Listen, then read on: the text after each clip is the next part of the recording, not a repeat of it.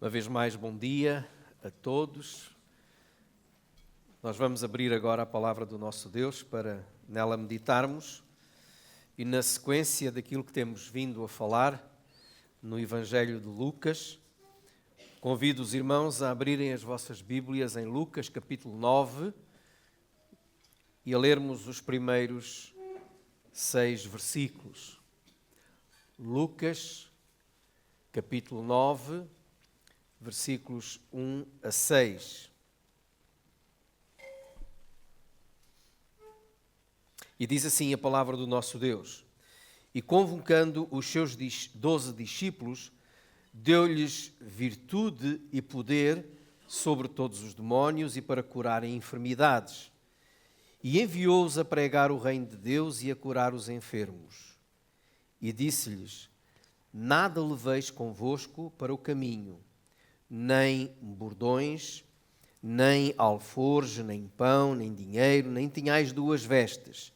E em qualquer casa em que entrardes, ficai ali, e de lá saireis.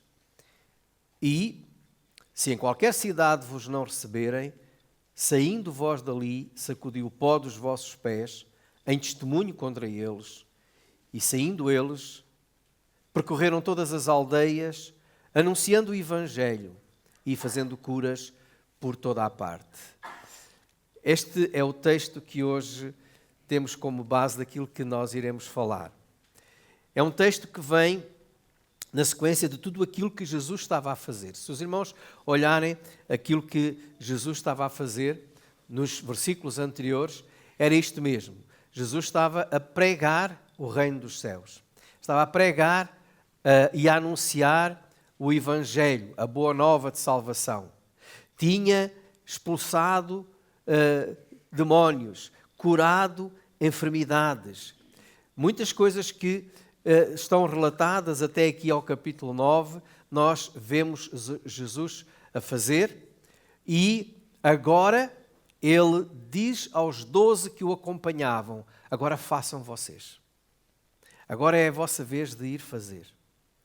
Mas olhando para este texto, quando Jesus convoca os 12, nós podemos perceber que ele está a desafiar não apenas os 12, é um desafio que Jesus deixa também para nós, para a igreja, porque a palavra de Deus não fica estática, não parou ali, ela tem aplicação nas nossas vidas. E o que Jesus está a dizer aos seus discípulos é: vocês têm que dar seguimento à obra que eu vim iniciar, que eu vim inaugurar. E o desafio que temos para hoje como Igreja de Jesus é este mesmo, é dar seguimento à obra que Jesus iniciou. Nós, tal como aqueles 12, também somos convocados a participar desta missão que trouxe Jesus a este mundo. Somos enviados ao mundo para dar testemunho do Evangelho, para pregar a toda a criatura o arrependimento e a fé, para ir ao encontro das necessidades do mundo enfermo, que vive hoje cada vez mais dependente das coisas materiais, do pecado, de vícios e de tantas outras coisas. Então podemos dizer que aqueles 12 foram enviados, mas nós também somos enviados. O que é que nós, ao olharmos para este texto, podemos ver? A primeira coisa que eu queria destacar aqui para os irmãos era que o Senhor da missão é Cristo. Por que eu digo isto? O Senhor da missão é Cristo.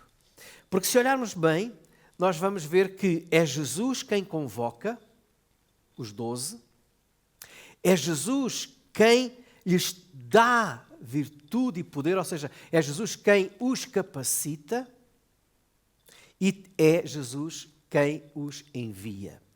Estes 3 verbos estão aqui no versículo 1 e no versículo 2. Convocando os seus 12 discípulos. Depois, deu-lhes virtude e poder. E no versículo 2, enviou-os para pregar o reino. A convocatória ou convocação, ela é de Jesus. Ela é de Jesus. A convocação não é um convite. Jesus convoca, Jesus não convida. Ou seja, Jesus não diz, se quiseres servir-me, se quiseres participar nesta obra, então vem. Ele chama, convoca. É algo a que nós ficamos obrigados quando pertencemos a Cristo Jesus. É como que uma intimidação. Somos intimados. Não é intimidação, uma intimação. Uma intimação. Nós somos intimados. É como se fosse lá a polícia entregar. Tem que comparecer. Eu ainda vivi no tempo em que Portugal tinha aquilo que nós chamávamos o serviço militar obrigatório. Alguns irmãos portugueses que aqui estão ainda se lembram dessa época. O serviço militar obrigatório. Queria dizer que éramos obrigados a comparecer para o serviço militar. E quem não comparecia, na altura certa, era dado como desertor e era preso, quando apanhado, não é? Por isso alguns fugiam para o estrangeiro, ilegalmente também, por causa de não ir ao serviço militar, não comparecer à convocatória, até porque vivíamos em várias guerras e muitos não concordavam, e bem, não é? Mas a ideia que eu quero deixar aqui aos irmãos é que o serviço, a missão de ir pregar, anunciar, dar seguimento à obra de Jesus, não é um convite, não é talvez vá, talvez não, é Deus quem convoca, a iniciativa é de Deus, convoca-nos a todos e nós temos de responder, senão somos desertores, estamos em falta. Pedro, na sua primeira carta, escreveu no capítulo 2 e no versículo 9, vós sois a geração eleita, o sacerdócio real, a nação santa, o povo adquirido, para que anuncieis as virtudes daquele que vos chamou das trevas para a sua maravilhosa luz. Então, somos a geração eleita, somos adquiridos, povo comprado, resgatado, com um propósito, com uma missão, anunciar. Não cumprir este propósito é estar em desobediência, é ser desertor, é ser soldado revoltoso, rebelde. Então, quem convoca é Jesus, por isso a missão é de Jesus. Ele é o Senhor da missão. Não é um homem que convoca, não é uma igreja que convoca, não sou eu que me autoconvoco, é Deus. E eu tenho que seguir aquilo que Ele quer. Depois, nós vemos que aqueles que Jesus convocou, que chamou, que designou para realizar esta obra, Ele capacitou. E como é que Ele capacitou? Diz o versículo que Ele lhes deu poder e virtude sobre todos os demónios e para curarem as enfermidades. A capacitação não é dada porque nós temos um curso de teologia. Há pessoas que acham que precisam de um curso de teologia. O curso de teologia ajuda a compreender algumas coisas, a preparar-nos melhor, mas pode ter o melhor dos cursos de teologia. Pode ter um bom canudo, ou até vários. Pode ter o bacharel, a licenciatura, o mestrado, o doutoramento e tudo isso. Mas a capacidade para realizar a obra de Deus vem do Espírito Santo. Vem do Espírito Santo. Eu poderia, e muitos outros, podem chegar a dizer, eu tenho este mestrado, este doutoramento, mas se não tiver aqui estas duas palavras que aqui estão, virtude e poder. A palavra virtude e poder, elas mostram que é de Deus que vem a capacitação. Jesus disse quando, ao subir ao céu, os seus discípulos estavam a preparar-se para o ver partir. Já no fim do seu ministério aqui na terra, ele dizia: recebereis a virtude do Espírito Santo. Atos capítulo 1, versículo 8. Recebereis a virtude do Espírito Santo que há de vir sobre vós e ser-me-eis testemunhas, tanto em Jerusalém, como em toda a Judeia, Samaria e até aos confins da terra. Quem é que realiza esta obra sem ser pelo poder de Deus? Ninguém. É necessário a virtude, o poder. A palavra que Jesus usa aqui em Lucas, capítulo 9, tal como aquela que é usada em Atos, capítulo 1, no versículo 8, é a palavra dinamos. Ou seja, a força, a energia, a coragem, a fonte de todo o poder é o Espírito Santo. Portanto, alguém pode ter muitas coisas, muitos conhecimentos, muitas técnicas, mas a obra de Deus, meus irmãos, só se realiza pelo poder do Espírito Santo. Duas coisas são necessárias para poder realizar a obra. É sermos chamados por Deus, não pelos homens, não pela vontade. Eu acho que tu tens muito jeito. Isso não é por jeito. Acho que tu darias um bom não sei quê. Não, porque eu quero. Eu gosto tanto de fazer isto. E não estou a falar só da pregação, estou a falar de toda a obra de Deus. Do cantar, do tocar, do estar na recepção da igreja, de todas as coisas que são obra de Deus. Se não for Deus a chamar-nos, a convocar-nos e a capacitar-nos, nós não fazemos as coisas como devem ser feitas, nem segundo o plano de Deus. É Deus quem capacita. Ninguém pode fazer a obra de Deus se não for pelo poder de Deus. Por isso Jesus disse, naquele versículo que muitos dos irmãos conhecem, João capítulo 15 e versículo 5, eu sou a videira, vós as varas, quem está em mim e eu nele, esse dá muito fruto. Porquê? O que é que Jesus disse a seguir? Porque sem mim nada podeis fazer. Sem mim nada podeis fazer. Alguns poderão dizer assim, mas eu não tenho nenhumas capacitações, não tenho nenhumas capacidades, eu não sei fazer nada, de certeza que Deus não me está a convocar. Irmãos, a ordem é esta, Ele convoca e depois capacita.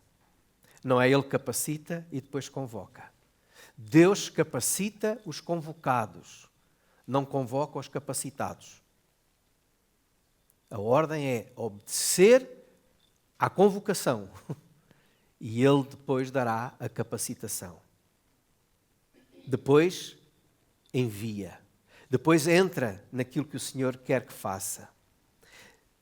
3 coisas que aqui eu queria destacar neste versículo. Para dizer que a missão é de Deus, é de Cristo, não é nossa. É Ele quem convoca, é Ele quem capacita e é Ele quem envia. Não é a igreja que envia? Não é a igreja que envia, é o Senhor. A igreja reconhece aqueles que o Senhor envia. É Jesus que envia, não é um homem, não são homens que enviam. Se os irmãos olharem bem para a história de Paulo e de Barnabé, lá em Atos capítulo 13, poderemos pensar que foi a igreja de Antioquia que enviou Paulo e Barnabé. Mas se os irmãos olharem, eu até convido os irmãos a irem até Atos capítulo 13, verão que não foi a igreja de Antioquia que enviou. A igreja de Antioquia estava em oração. Ela reconheceu aquilo que o Espírito Santo estava a dizer à igreja. Diz que na igreja de Antioquia, capítulo 13 de Atos, versículo 1, havia uns profetas e doutores, a saber, Barnabé e Simeão, chamado Níger, e Lúcio, Cireneu, Manaém, que fora criado com Herodes, o tetrarca, e Saulo. E servindo eles ao Senhor e jejuando, disse o Espírito Santo: apartai-me a Barnabé e a Saulo para a obra que os tenho chamado, ou convocado. Então, jejuando e orando, e pondo sobre eles as mãos, os despediram. Ou seja, disseram adeus. Agora veja o versículo 4. E assim estes, enviados pelo Espírito Santo, desceram a Seleucia e daí navegaram para Chipre. Quem é que os enviou? Quem é que falou à igreja? O Espírito Santo. Então, a igreja reconhece, a igreja que tem que apoiar o trabalho missionário com oração, jejum, como aqui diz, ouvindo aquilo que Deus está a fazer, que está a falar. Não é homem algum. A missão, os enviados, são enviados por Cristo, pelo Espírito do Senhor e não pelo homem. Não é alguém que chega e diz: eu achei que deveria vir. Hoje há muita gente assim. Acordei virado para este lado e achei que deveria vir para aqui ou ir para acolá. E onde é que está o Espírito Santo? E onde é que está a igreja a orar para que haja despertamento missionário? A missão é de Jesus. É Ele quem convoca, é Ele quem capacita, é Ele quem envia. A missão, em segundo lugar, que eu queria aqui destacar, ela é dar continuidade à obra de Cristo. O que é que Jesus fazia? No princípio eu já disse, Ele pregava o reino, pregava o arrependimento, apelava à fé e curava os enfermos, expulsava os demónios. Por isso o texto nos diz que o Senhor fez isso também para os seus discípulos. Deu-lhes poder sobre os demónios e para curarem os enfermos. Pregar o reino dos céus. Foi o que eles foram enviados a fazer. Pregar é anunciar, é proclamar, é falar. Algumas pessoas dizem: eu sou um missionário no meu trabalho. Daqueles em silêncio, porque as pessoas vão ver que eu sou crente. É assim uma espécie de agente secreto. Está lá, mas ninguém sabe quem é. Irmãos, quando nós estamos convocados para falar, para pregar, isso tem a ver com falar, dizer quem é Jesus. Então nós temos que dizer. Não é entrar, evidentemente, no trabalho e dizer: eu sou cristão e Jesus é o Salvador, vocês têm que ser... Não, temos que ter sabedoria. Mas nunca dizer nada, nunca falar de Jesus, nunca pronunciar o nome de Jesus. O Senhor não nos chamou para sermos agentes secretos. Chamou-nos para sermos agentes faladores, palradores. Temos que falar. Diz em Marcos, no capítulo 6, na passagem paralela a esta, que eles, saindo, pregavam a todo o povo que se arrependesse. A nossa missão é falar do arrependimento. Arrependimento, irmãos, quer dizer que nós temos que anunciar às pessoas a necessidade que elas têm de mudar de vida. Porque arrepender é isso mesmo. Arrepender não é lamentar os pecados. Não é lamentar: eu lamento todo o mal que eu fiz. Arrepender é mudar de direção. E nós temos que pregar às pessoas, anunciar às pessoas que Jesus veio para lhes dar um novo rumo na sua vida, para mudar e transformar a sua vida. Ela não pode continuar da mesma maneira. E não temos que ter medo de dizer. Temos que ter a coragem de o dizer com amor àqueles que precisam de mudar de vida. Está em pecado. Temos que dizer: esse pecado leva-te à morte. Mas se tu mudares a tua vida e a entregares a Jesus, leva-te à vida e vida eterna. Porque este é o Evangelho. É o Evangelho que a igreja deve pregar. Foi esta a missão que foi deixada à igreja. Jesus diz lá em Lucas, se forem ao capítulo 24, nós não vamos lá agora para não perdermos muito tempo, mas nos versículos 46 até 49, Jesus dizia acerca dele que estava escrito que ele tinha que vir, morrer, sofrer, ressuscitar, e depois dizia, e que em seu nome se pregasse o arrependimento. Então a missão da igreja é continuar a obra de Jesus, pregando o arrependimento. O evangelho verdadeiro de Jesus Cristo é um evangelho que transforma, que muda, e arrependimento está associado a essa mudança.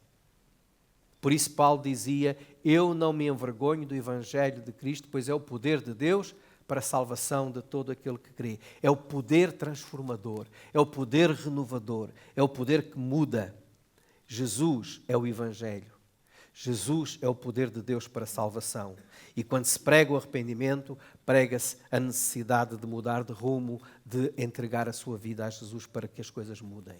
Mas também diz lá que o Senhor dizia pregar, mas também expulsar demónios, curar enfermos. E agora os irmãos perguntam assim, então, e fazemos isso? Há muita gente a fazer isso, a curar. Irmãos, nós sabemos que os tempos são diferentes. Sabemos que a medicina daquela altura não é a medicina de agora.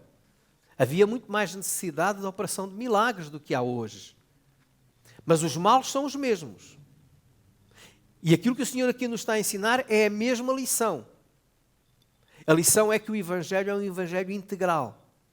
Nós não podemos chegar às pessoas falar de arrependimento e de fé quando elas estão com fome, quando elas estão doentes, quando elas estão possessas, muitas vezes, e dominadas por vícios e situações diabólicas. Nós temos que ir ao encontro dessas mesmas necessidades. Nós temos que, naquilo que o Senhor nos capacita, não é inventar, mas naquilo que o Senhor nos capacita, ir ao encontro daqueles que estão a precisar de ajuda. A igreja é convidada a anunciar a Cristo, a anunciar o seu poder renovador, salvador, mas também é convidada a ter uma palavra nas necessidades que as pessoas têm materiais, nas necessidades que as pessoas têm físicas, emocionais. Há muita gente hoje a sofrer, doente, emocionalmente doente, cansada, em depressão. Muitas vezes essa depressão vem por causa do pecado, outras vezes vem por causa de problemas que têm tido ao longo da vida, da pressão que vivem. E há pessoas vivendo deprimidas. E a igreja não pode dizer assim, vai-te curar. Nós temos que estar lá ao lado. Temos que acompanhar aqueles que estão doentes emocionalmente, doentes fisicamente. Orar por eles. Orar pelos doentes. Acompanhá-los. Não anunciamos o evangelho do sensacionalismo e não nos colocamos como homens, super-homens ou curandeiros. Nem pomos nenhum cartaz a dizer que somos os curandeiros, mas estamos aqui para mostrar o amor de Deus por aqueles que estão necessitados, orando por eles, acreditando que Deus faz milagres. Eu não faço, mas Deus faz. Deus faz milagres.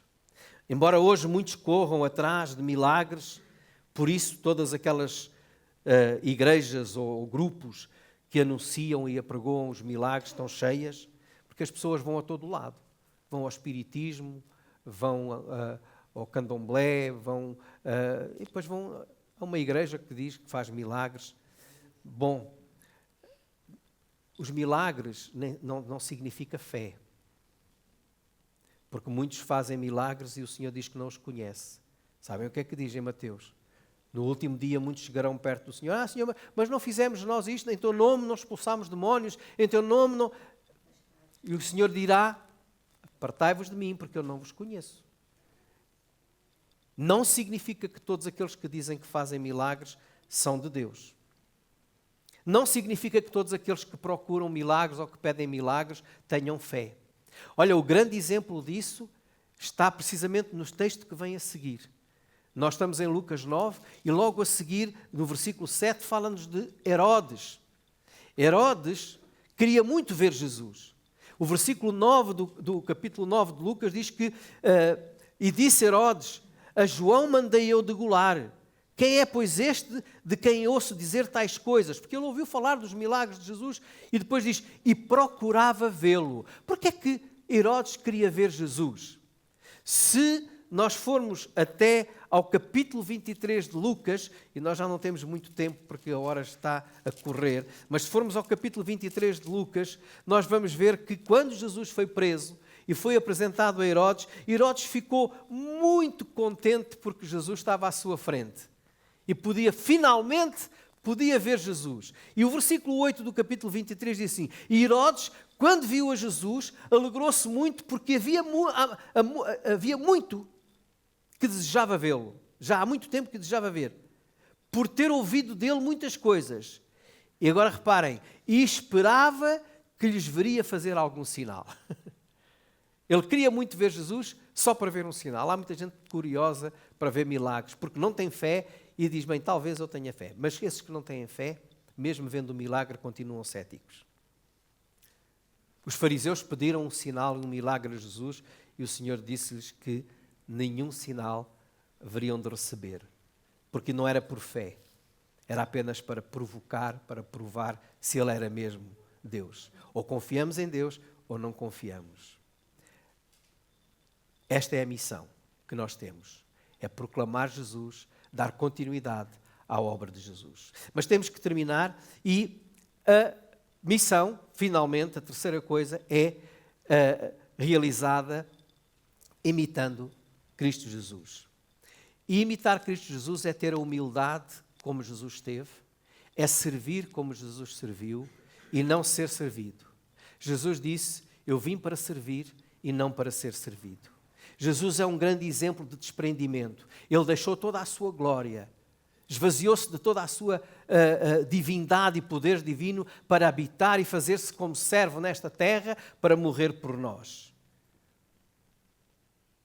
O servo de Deus deve servir da mesma maneira. O ministério pastoral, o missionário, o servo que serve nos mais diversos ministérios na igreja, não deve fazer com a intenção de ganhar alguma coisa, mas de dar alguma coisa, de servir. Desprendido de qualquer coisa material. Por isso o Senhor diz, olha, vocês não levem nada. Não levem pesos nenhuns de coisas desta terra. Vão e confiem. Jesus disse, quando alguns disseram que queriam segui-lo, ele disse, atenção, as raposas têm covis, as aves do céu têm ninhos, mas o Filho do Homem não tem onde repousar ou reclinar a cabeça. Ou seja, eu não tenho, não há uma vida segura. Por isso, e hoje nós temos aqui os jovens a servir, e o apelo é sempre que os jovens se levantem para servir ao Senhor, mas o serviço ao Senhor não pode ser para quem não tem mais nada para fazer. Não pode ser uma saída profissional. Não pode ser com a visão de vir a ganhar dinheiro ou qualquer outra coisa. Tem que ser com o desejo apenas de servir e não de ser servido. O ministério não é para ganhar coisas deste mundo, mas para ser vivido pela fé e na dependência de Deus. Quando o Senhor diz, não levem nada, nem sequer 2 túnicas, vão confiando. E Ele diz que essa confiança deve ser naquilo que o Senhor proverá, até lugar onde ficar. Naquela altura e naquela cultura, as pessoas podiam fazer viagens sabendo que havia sempre alguém que os iria hospedar. E eles iam confiando nisso, confiando em Deus. Mas também é interessante que o Senhor diz, quando chegarem a uma casa, entrem nela, e o versículo 4, Lucas 9:4, termina dizendo assim, e de lá saireis. Ou seja, não se prendam ali, não fiquem lá a sugar aquilo que vos dão. Às vezes há aquelas pessoas que querem servir a Deus, mas querem aproveitar-se. Não. É apenas desprendimento. Irmãos, eu vou terminar e gostaria de aqui contar alguma coisa que eu nunca contei em público. Nunca falei em público da minha própria história pessoal. Quando eu fiz o meu curso de Teologia no Instituto Bíblico, eu e a Teresa, nós estudámos durante 3 anos e trabalhámos durante 3 anos para pagar os nossos estudos. Vivíamos lá no Instituto, naquela altura os alunos ainda deixavam tudo para viver lá e ninguém nos pagou, assim como nós, outros. Irmãos, eu trabalhei cavando com a enxada na mão, tive bolhas de sangue na minha mão, limpei esgotos, limpei casas de banho, dei serventia a pedreiros, vendi livros de porta em porta. A Teresa foi ajudante de cozinheira, por isso é que ela aprendeu a cozinhar muito bem e hoje vê-se os efeitos. Fez limpezas, deu aulas de música, para que ao fim de 3 anos nós pudéssemos estar preparados para servir ao Senhor. Durante os nossos primeiros anos de ministério, trabalhámos. Quando estávamos a iniciar o trabalho em Santo António dos Cavaleiros, tínhamos o nosso trabalho secular e trabalhávamos até que alguém nos disse: agora deixem para vir a tempo inteiro, porque a igreja vai cuidar de vocês. O trabalho do Senhor é feito, não estou a dizer isto para me elogiar, estou a dizer isto para mostrar que o servo de Deus é aquele que, desprendido dos bens materiais, faz a obra de Deus. Lembro-me que no dia 25 de janeiro de 1978, que era uma quarta-feira, dia em que a Teresa fazia anos, eu fui convocado. Convocado, sabem para quê? Para aquilo que eu disse no princípio, para o serviço militar obrigatório. Eu tinha que me apresentar para a inspeção militar. E não tinha dinheiro para ir ao quartel da Graça, lá em Lisboa. E estava no Tujal, para lá de Loures. E eu já estava a fazer contas a que horas é que eu deveria deixar o Instituto Bíblico para ir a pé de Loures até ao Hospital da Graça. Ao quartel da Graça. Se calhar depois ia para o hospital, não sei. Mas o que aconteceu, irmãos, é que domingo à noite eu orei. E orei mais do que na minha vida toda. Segunda-feira eu orei. E nada. Terça-feira, depois do almoço, eu e mais 2 alunos fomos pegar na enxada para ir cavar a horta do Instituto Bíblico, que era o nosso trabalho nesse dia, à tarde.